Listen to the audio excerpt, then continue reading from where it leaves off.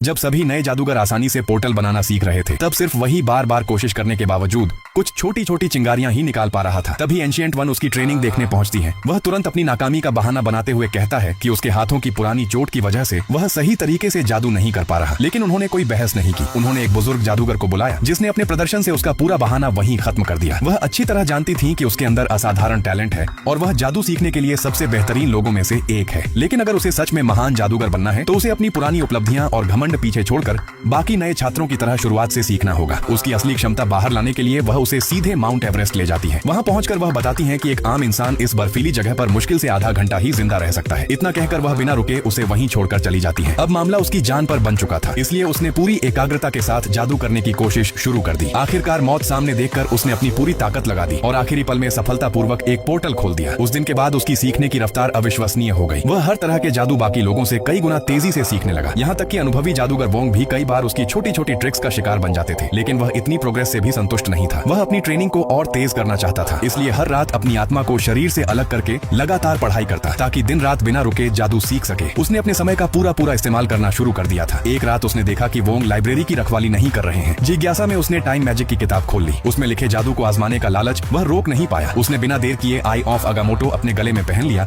और मंत्र पढ़ना शुरू कर दिया। देखते ही देखते वह सक्रिय हो गया और उसके अंदर मौजूद टाइम स्टोन तेज हरी रोशनी के साथ चमकने लगा। इसके बाद उसने टाइम मैजिक अपने हाथ पर इस्तेमाल किया। समय की शक्ति हाथ लगते ही उसने किताब के वे 2 फटे हुए पन्ने भी वापस पहले जैसे जोड़ दिए, जिनमें बेहद खतरनाक रहस्य छिपे हुए थे। उसी समय मॉर्डो और वोंग वहां पहुंच गए। दोनों ने उसे तुरंत रोक दिया और सख्त चेतावनी दी कि समय और ब्रह्मांड के नियमों से खिलवाड़ करना बेहद खतरनाक है। वह अपनी सफाई देने ही वाला था, लेकिन वोंग ने उसकी बात बीच में ही काट दी। उन्होंने समझाया कि टाइम मैजिक अलग अलग टाइमलाइन बना सकता है, लेकिन यही शक्ति सबसे बड़ा खतरा भी है। जरा सी गलती स्पेस और टाइम दोनों को असंतुलित कर सकती है, जिससे टाइम लूप और वास्तविकता का संतुलन पूरी तरह बिगड़ सकता है। अगर उसे समय रहते नहीं रोका जाता, तो वह हमेशा के लिए टूटे हुए समय के जाल में फंस जाता और वहां से कभी बाहर नहीं निकल पाता।